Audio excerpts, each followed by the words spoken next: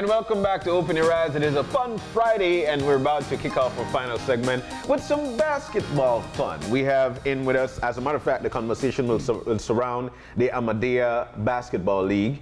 The 6th season commences, I think it's today, if I'm not mistaken, or this weekend. All right, and in to talk to us about it, we've got Naveed Mangla. He is the national president of the Ahmadiyya Muslim Jama'at Belize. We've got Rodvern Lino, who is the commissioner of the Ahmadiyya Basketball League Belize, and Stephen Ataul Gabb. I think I got that correctly, right? Perfect. Missionary Ahmadiyya Muslim Jama'at Belize District. Guys, good morning and welcome. It's nice to have you in. Thank you so much for having us. All right, 6th season already. I could remember, you know, when we just got started, and you know, yes, and talking about the little that we've got and how we want to progress. Talk to us about the progression of Ahmadiyya Basketball. Well, as a community, we've been established here for the last 6 years. Yeah. Right. So as long as the league has been, and well, we're a denomination of Islam that believes that the long-awaited Messiah has come, and we're, by the grace of God, established in almost 213 countries of the world. Yeah. We've been here for 6 years, and our community worldwide is known for not just the discipline or reformation for our members alone, but the importance of serving mankind also. So because of that, we're very much active in the community, wherever we are. When I say community, I mean generally community, not our own community. Not just the community that attends who shares your faith. The gathering, yes. Yeah, and that's where I actually wanted to start, because it's really interesting that since you came to Belize, you came about 6 years ago, right before you started the league, how you identified this to be an area that you wanted to work with, and specifically with I want to make everybody understand that wherever we're established, we try to resolve the issues pertaining to the country that we're in. Yeah. Right? So when I newly came here, I went to the mayor of the city, and we said, and I mentioned that we're at your threshold. We're here to serve you. You need to tell us that how we can do that. Right? So one of the ideas that came up was this league, and it was already running in Canada and US. That's where I already started off from. So he said that organized basketball for the youth will be something great, and it's lacking in the country. So that's how we got involved in it. And it has become one of the popular youth leagues in Belize. In fact, the biggest, right? Right now, it's the biggest league in the country, by the grace of God. So how do you support? I mean, what is the involvement in terms of support for the league? First of all, there's some businesses that are involved. Smart, the mayor, the mayor itself, the city council, Boyne and Boyne. These companies have been helping us. Some of the politicians have been going out and going out of their way to help us in the National Sports Council. But most of the funding comes from the community. And my experience is that you can't depend on these businesses like that. Unless we have the funding for the season, we don't even bother talking about it. Right? So one of the guidance that was given to us right off the bat in the first season was that if somebody is willing to help, we will receive the help, but the community should be able to support itself, and we should continue on doing it as long as we could. So when people ask us that how long will this continue, we always say that as we will let you know when it comes to the time where we think that we can't handle it anymore, we will not continue that. We'll let you know that this is it for us. Or if any other organization wants to do similar to what we're doing to the same capacity, we'll say that we have done our job, you go ahead and do it. Right? Because the whole reason why this started was because of the vacuum that was there. It was not being done at that time. All right. So let's get to Steve. Talk to us about your contribution and you know what this means to you. You mean the basketball league? Well, basically, it's just a means of for the youth to be active, the young men in Belize, right?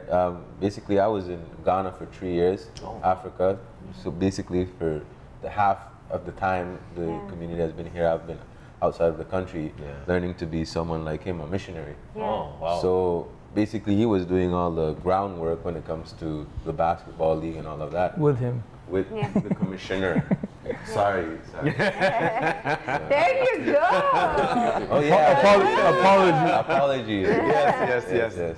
So, but yes, so they have been doing a great job. Yeah. And even when I was all the way in Ghana, I was hearing a lot of praises because our community is like a global village. Yeah. So everyone knows what's going on in different countries because we have our own channel, MTA, and we look at it and you see the different news from all Ahmadi countries and all of that. Well, communities that are in different countries. Like you said, it's over 200 countries. Yes. So I was hearing his name and his name from all over the world when it comes to Ghana. And we had a documentary. So within our community, worldwide, it's a very well-known and very highly praised community work. You know. Excellent. Rod, you've been a part of basketball and sports for a long time. As a matter of fact, you work along with children with special needs. So we do respect that about you, and we're so thankful that you could be a part of it. But talk to us about the league and where you guys have been and where we are now. All right. Like you rightfully said, I mean, sports is my passion. I love sports in all the different sporting areas, including Special Olympics and working with children with special needs. And that is the reason why I got involved with Imam Naveed, because of my organizational talent. He came to me and asked if we could work together to put together this league. And we sat down and we wrote it on paper, so I've been there since then. And the growth have been tremendous. I can remember our first season, we struggled to finish with 8 teams, and now we're at 40. We had 1 age category at that time, now we have 5. You know, the league has grown tremendously.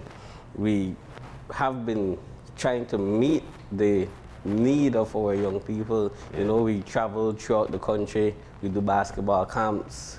We recently had our international competition, the first ever, as I know, for our country, you know. So we've been trying to fill the gap, the void that's been there, you know, for so many years. And you have quality players in your league. I mean, this is really going to be a training ground, I imagine, for some of them to get into the NABL, to be discovered. But, you know, given your experience, because you have been involved in sports so long, what do you think is the secret to, because what you have is 2 things going. You have longevity and you have growth. So it means something about the formula is right. What is it? I believe it's the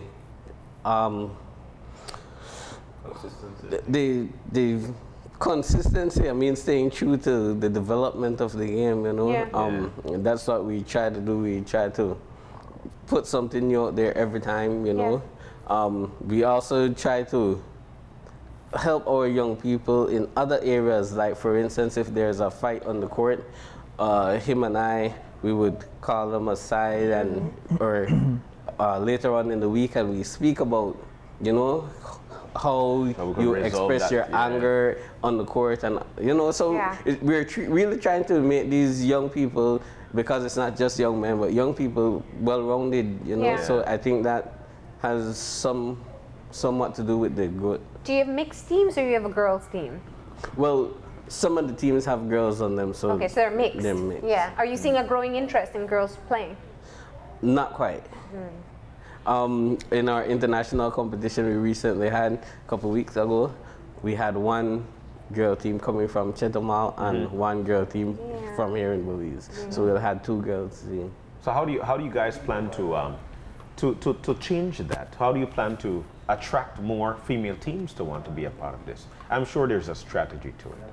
How do we plan to do this? Well, I mean, we've been trying to reach out to as many girl coaches as possible. We even tried to reach to the high schools and ask them to put their girl team in the competition, but it seems that the bulk of the girls don't really have the interest. Maybe it's because on the weekends, and maybe girls do other things on the weekends. I wouldn't know. Okay.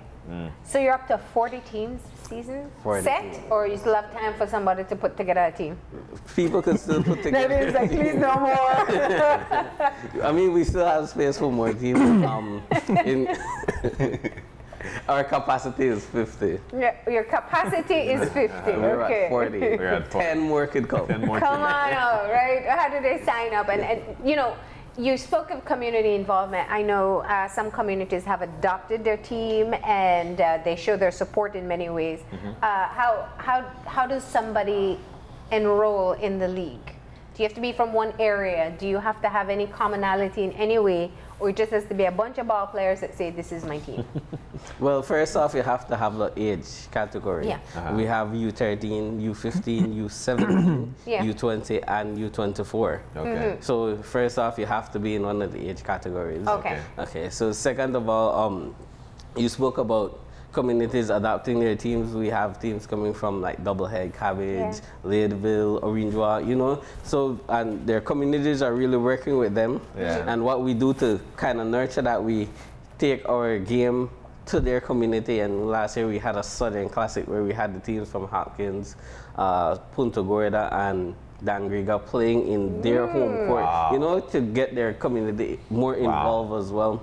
So in terms of signing up, we have our contact information on our Facebook page. Yeah. You could contact us there and we could move from there. Apart from that, you could contact Imam Naveed or myself. Yeah. What's the largest category? U24. Wow. U24, okay. That is popular among the elite basketball players and the teams because they have their junior team. They're taking it like a D-League type of thing. Yeah. Okay. Because it's important to compete. There's a really interesting story that you, like, for example, there were like 5 students from a high school that they just pooled together money and they wanted to enter the competition. They came to me last week and they said this is our registration.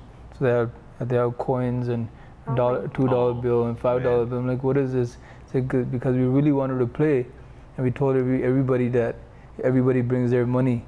And they had already passed the deadline, so they called me and said, please give us one more day because there's one more kid that still hasn't paid. Yeah. So they brought their money and said, here it is, sign us up, we're in, we're playing. Wow. Man, and we're still looking for a coach for them. But there's many kids like that that are out. And then just when I was waiting for the show, a lady from Belama called last week, a lady from Ladyville called saying that we have kids that really want to play. How do we get in their team? So we're such mothers that are out there that want their kids to be part of it. We suggest that you come with your kids at the opening ceremony, 9 o'clock at SJC, and we'll try our best to accommodate your kids in whatever way possible. Wow.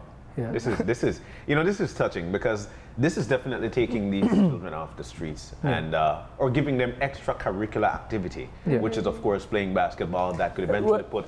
What I always say is that instead of just telling kids not to do that, you have to provide an alternative.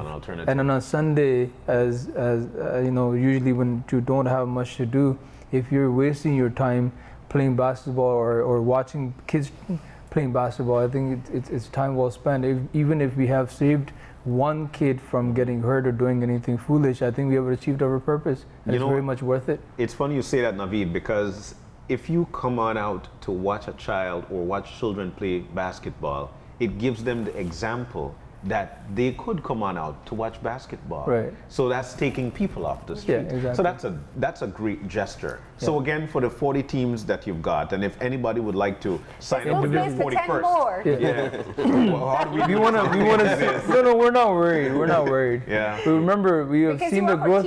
We want to. Right? We have already ordered shirts for 50 teams. Okay. So that shows that we're prepared. Yeah. Right? We want to see what you see, the thing with as an organization, we want to see what our limit is too. Yeah. How much we can digest. Yeah. So we say just bring it on and we'll see how it goes. Yeah.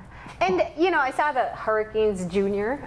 So do you find that the younger kids are seeing this as an opportunity to develop for professional play? We've actually had athletes who have gone through Ahmadiyya League from a very young age and they're now playing in the elite basketball team. Nice. So that's a proud moment for you guys, huh? Definitely. But we don't want to take the only want to take the credit for our league. Puppy Leslie and Bulldogs have done an excellent job. They start with them even younger. Right. They say that you need a neighborhood to raise a child. So different organizations such as ours have to work together to get the kids moved to the next level. Yeah. Right. All right. So excellent. Tell us the details about this weekend. Yeah. Mr. Lino. So let me start by Saturday. We're doing our registration at the annual convention, the Jalsa Salana. It will be held at IT Vet. Okay. Our teams will be registering from 2 to 5 Saturday afternoon. And moving on to Sunday, we start our games at SJC Gym. We have the 3 courts running at the same time. Games start at 9. We do a little break for the opening ceremonies at 10. And we continue on to do our other games. Each game is supposed to last somewhere around an hour. Wow. Wow. Great. All right, sounds good. And there's still time to sign up. So come on out on Saturday at the IT Vet. What do you need to do to sign up? What do we have to have? Facebook Ahmadiyya Basketball League page is very much familiar with kids, right? Or you can call any one of us. My number is 615-2651. I also want to touch upon the annual convention of the Ahmadiyya Muslim Jama'at that's happening this Saturday, IT Vet from 10 to 6. The theme of it is God the Almighty. So there will be topics surrounding that with the importance of God in our daily lives, right? It's open to everyone? Open to everybody. It's organized by us, but we're welcoming all sorts of guests. How to achieve nearness to God Almighty, right? Then we'll be serving lunch and dinner to the guests also. So anybody that's willing to come and benefit from this occasion, it's IT Vet tomorrow, Saturday, from 10 to 6 p.m. All right. Busy weekend ahead, gentlemen. Very busy. All right. Best of luck. And thank you for coming in and providing the update. Thank you so much for having us. We're going to go ahead and take a break, and we will be back with our wrap-up, so stay tuned.